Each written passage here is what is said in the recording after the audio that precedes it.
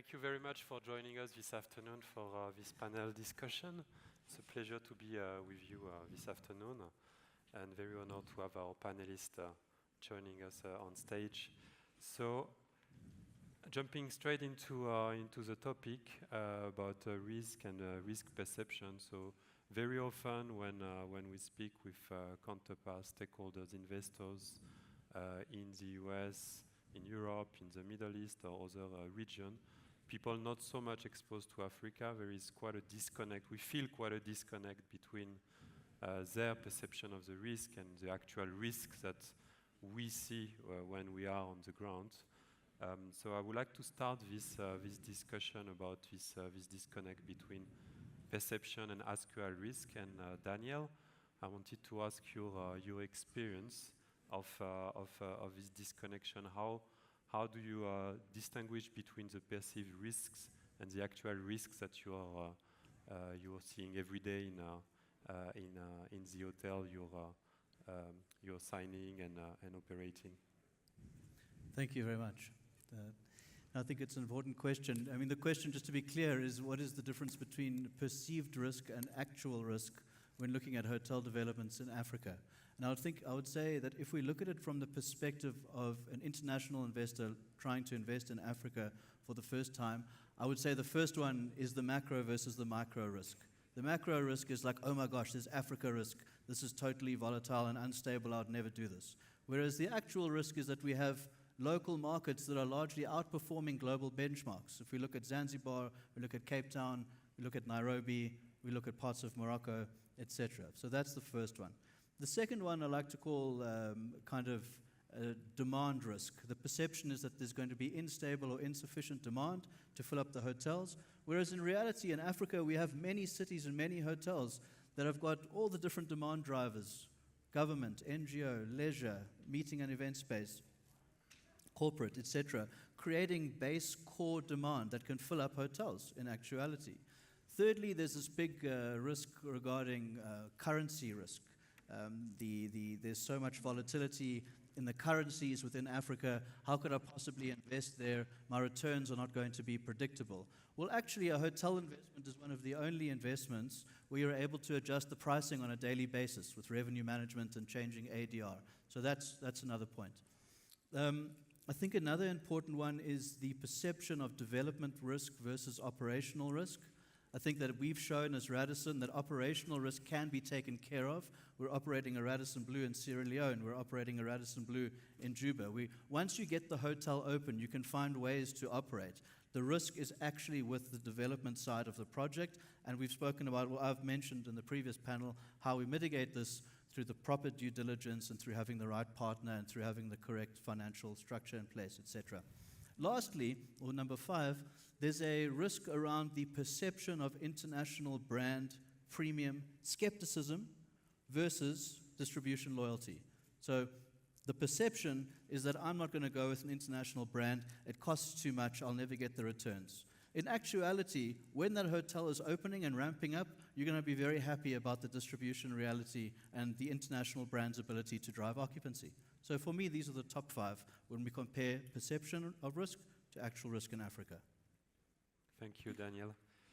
Beyond the risk you've mentioned, so forex and volatility of currencies across African market is quite often on the top of the list as well. Marcson, I wanted to ask you, how do investors manage currency risks in markets when it's quite volatile as it is in Sub-Saharan Africa? Thank you, everyone. So my name is Marcson Baker. So I work for the German Development Finance Institution, DEG, which is a subsidiary of KfW Bank. So like Dan mentioned in the previous session that he works for the Chinese government, I work for the German government, but indirectly so. So when it comes to, FX risk, I think we look at it twofold. So from a macro perspective, what's happened is due to volatility over time and obviously lessons learned.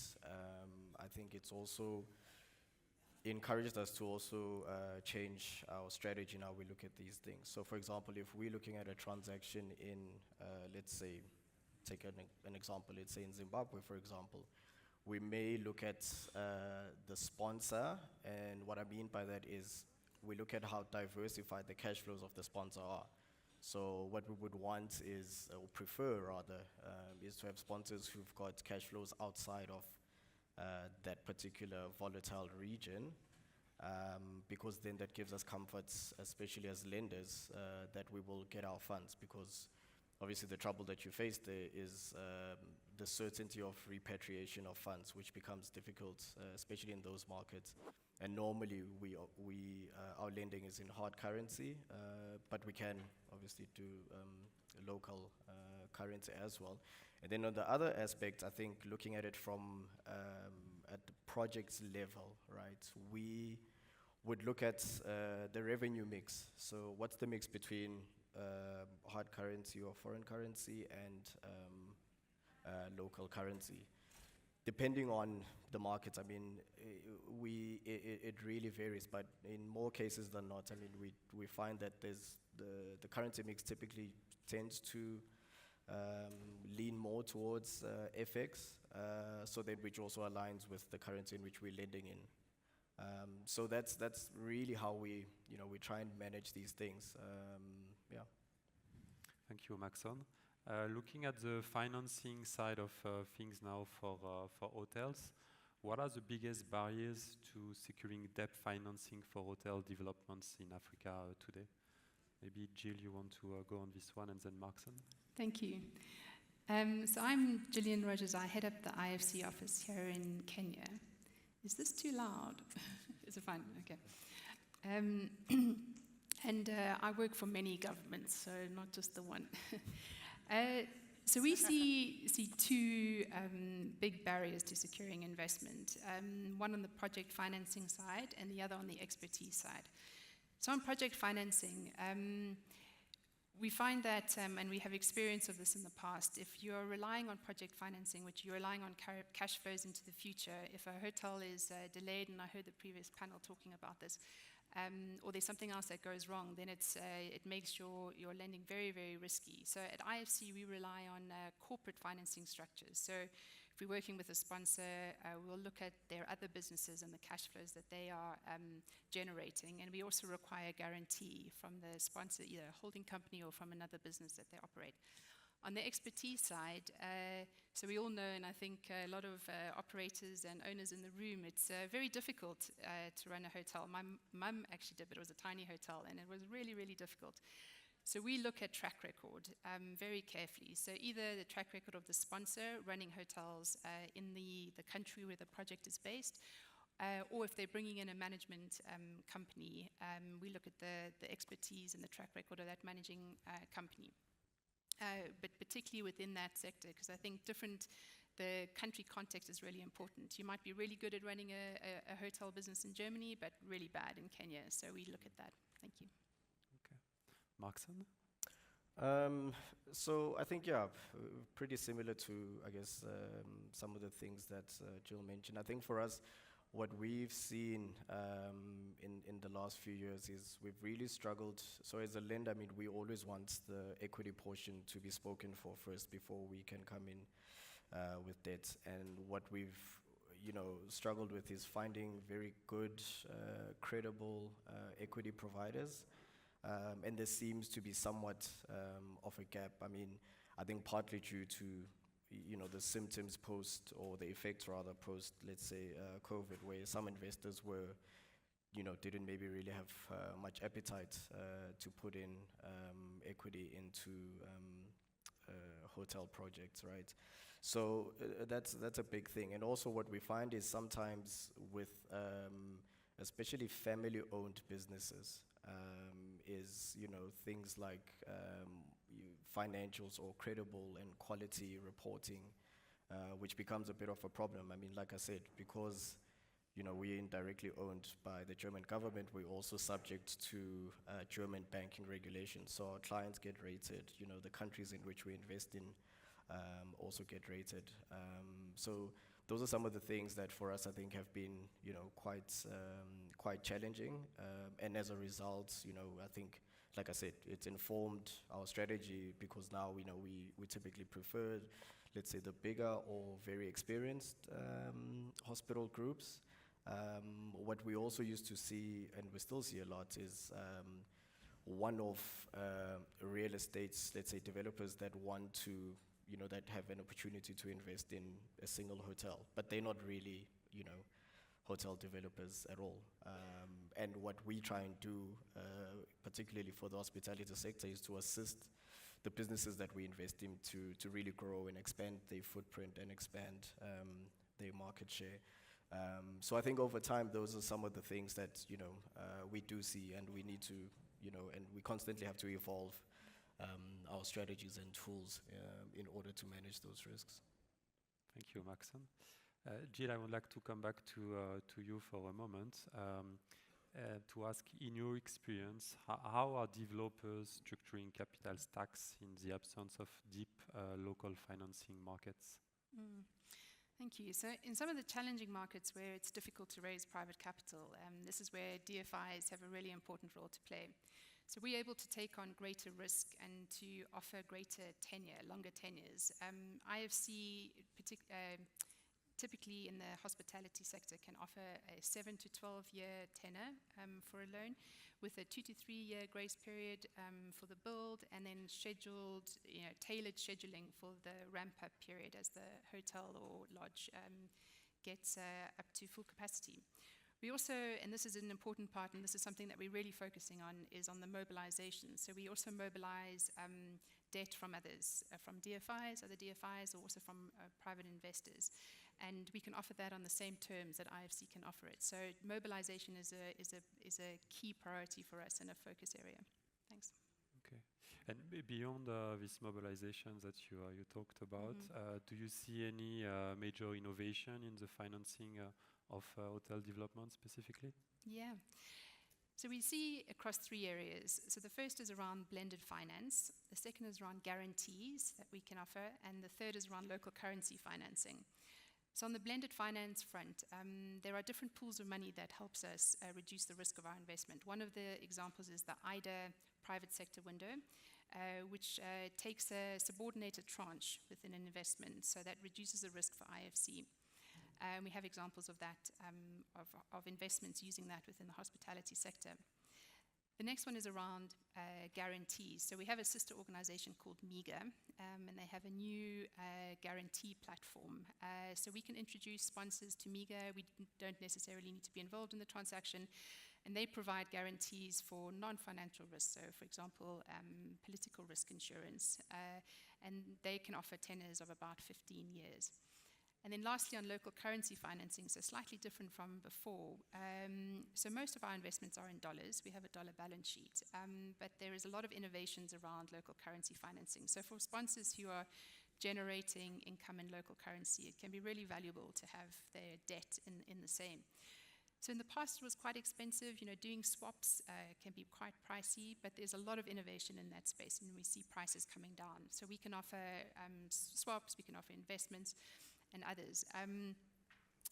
IFC, we have offered local currency financing in 70 currencies so far. We have a portfolio of 30 billion. I'm just looking at my notes. And we've committed this over the periods from 2015 to 2025. Thanks. Amazing. Marcson, on your side, any innovative financing structures that you're implementing? Yeah, look, so we also, similarly, we offer local currency financing, and of course also always fine-tuning it in order to become more competitive in the markets compared to local banks. We also have access from time to time to EU guarantees, which also helps us from a risk-return profile. The other thing we have internally is we've got access to development programs, which essentially are grant-like funding, which we can, when we do find a bankable project that has maybe, received at least proof of concept approval, where we can sort of access those funds in the beginning. And sometimes it could go into things like, maybe acquiring land or initiatives around, let's say green building design and certification. So we use a combination of things. And recently also, we've been working on a strategy to to essentially expand our mezzanine offering. So, typically we'll do senior debt and mezz, which in the past, our mezz offering was mainly more debt-like. But because of what I mentioned with the equity gaps that we sometimes see in the market, what we've now decided to do is try and expand that offering where we, can have more features with our mezzanine offering. And again, that's just to try, bridge those gaps and at least be a little bit more catalytic. Okay. One more question, Marcson, and for you as well, Jill. Speaking of catalysts, so to what extent will you say that IFC and DEG are playing a catalytic role when it comes to developing the hospitality sector?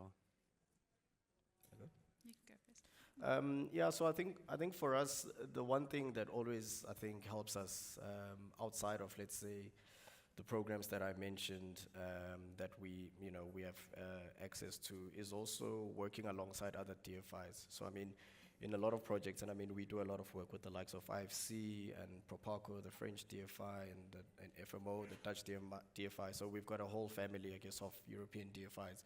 And typically on projects, I mean, when we have the likes of, IFC or one of the other European DFIs, or even local DFIs, I think it helps us to mitigate and share the risk.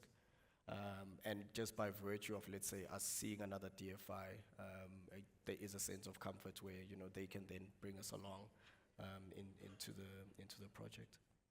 Thank you. Jill? Thanks. I think the hospitality sector is one of our top 5 priority sectors for the World Bank Group. When my colleagues were sharing information with me, it was staggering the impact that it has. So 1 in 11 jobs globally are within the sector. 1 in 4 new jobs are coming from the sector. 54% of the jobs are for women.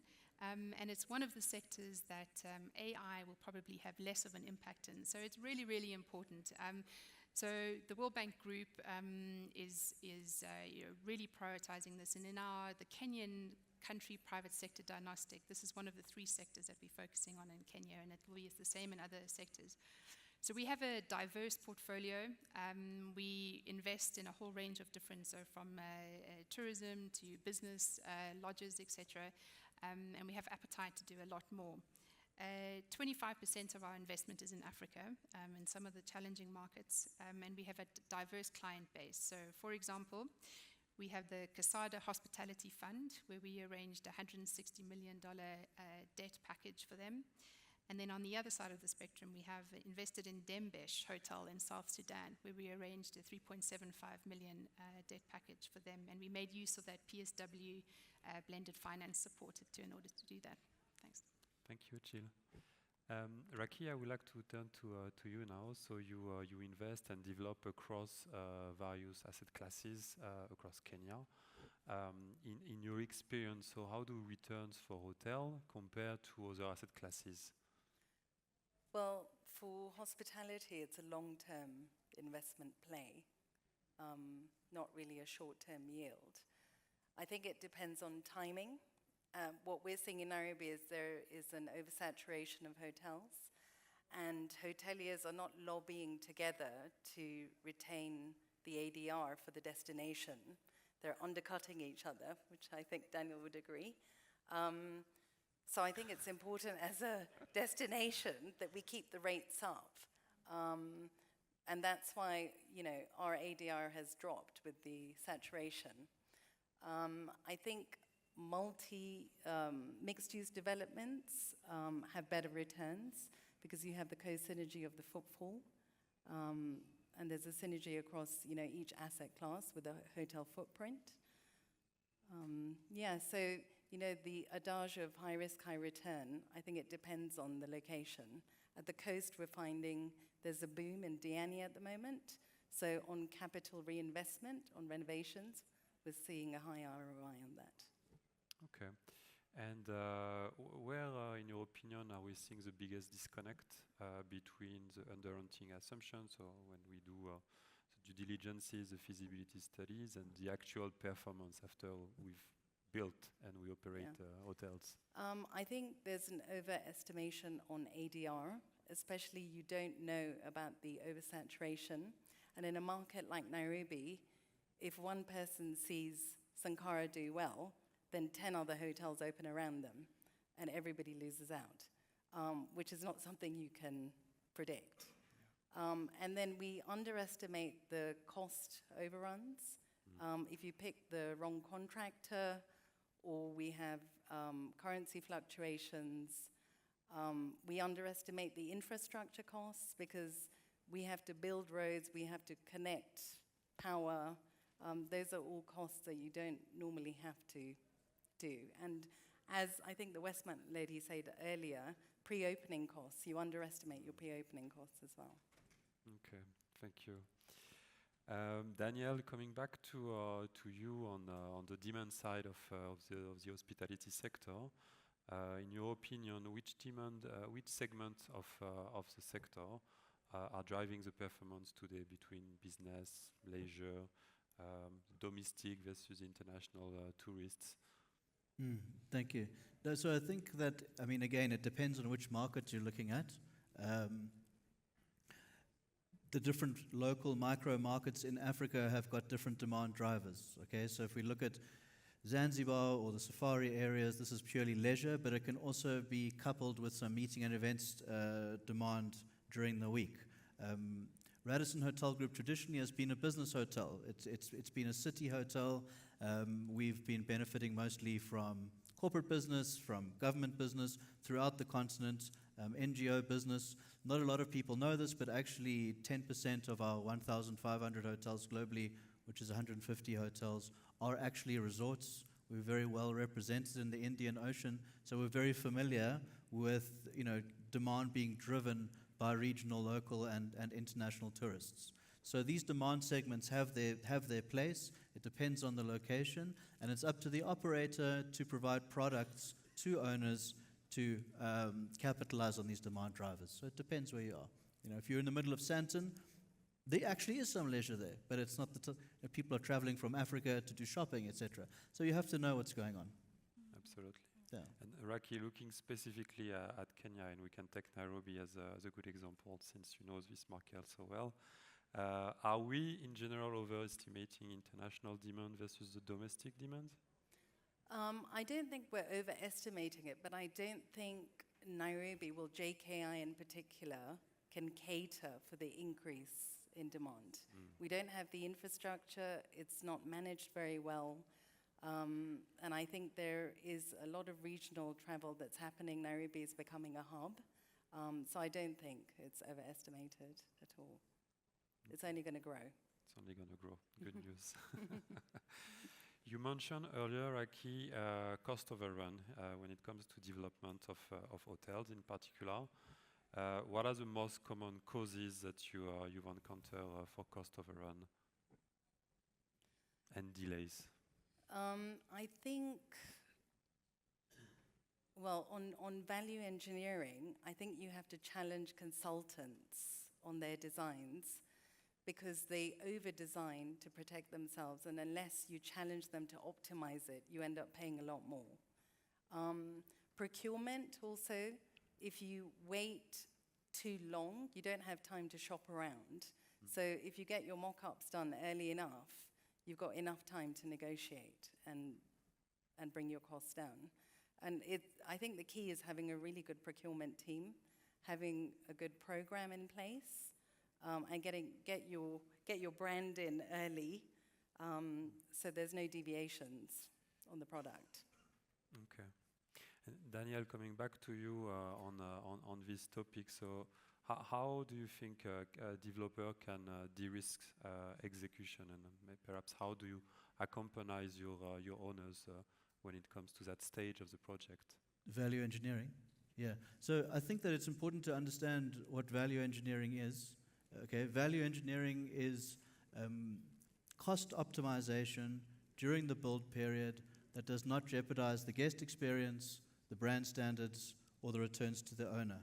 Okay, and this will evolve over time between signing and opening as the market changes. So as Rakhee said, firstly, one aspect of value engineering is looking at rationalizing the layout of the back of house, or the shared service area, or changing the already approved brand of some MEP in order to reduce capex or optimize capex. Secondly, as Rakhee said, it's important to partner with the brand so that an owner can benefit from the procurement deals that big brands have with global providers. And thirdly, I would say that it's good to look at resizing rather than downsizing F&B offerings and other public space like meeting and event space, because often what happens at the beginning is that the brand comes in with the various consultants and they design the food and beverage space and the meeting and event space in line with brand programming, and no one is keeping track over time of what the market is actually wanting. So what you could look at during the value engineering process, again, without jeopardizing guest experience, brand standards, or owner's return, is perhaps changing the food and beverage concept, or reducing the size of the food and beverage area, or changing the meeting and event space, maybe from 150 square meters to 90 square meters, and use doors that can, interleading doors, so you have one big space that converts into small spaces. So I think that our design, construction, and technical services team are quite experienced at assisting with this to help with returns. Okay, so I see we've got only a minute and 30 seconds, so I'm going to speed up on the question and move directly to the concluding question. Rakhee, maybe we can come back to you for this question. If you had to deploy capital today, where and what segment will you invest in Kenya? In Kenya. The first one would be in Diani, which is where we are now, but the coastal leisure segment, I think with a focus to retired living, would be one. The second would be on secondary cities, business hotels in secondary cities like Eldoret and Kisumu. I think Nairobi is oversaturated. And the third would be mixed-use developments in high-density urban nodes. Okay. But look where the demand is, not what looks good on paper. Okay. And Marcson, what's your take on capital deployment right now? Well, this is why I'm here. So we have the capital, and these are the opportunities, right? I mean, really, we're very opportunistic in how we get our transactions. I mean, in recent times, we've been seeing a lot of activity in North Africa and East Africa, so that's where we'll go. But ultimately, it's very opportunistic, and due, I think, to the fact that also, hotels have a lot of development impact. For us, we basically, it's a very important sector for us, and we'll basically follow the market trends and movements. Yeah. Very good. Thank you very much. I think we can give a round of applause to our panelists.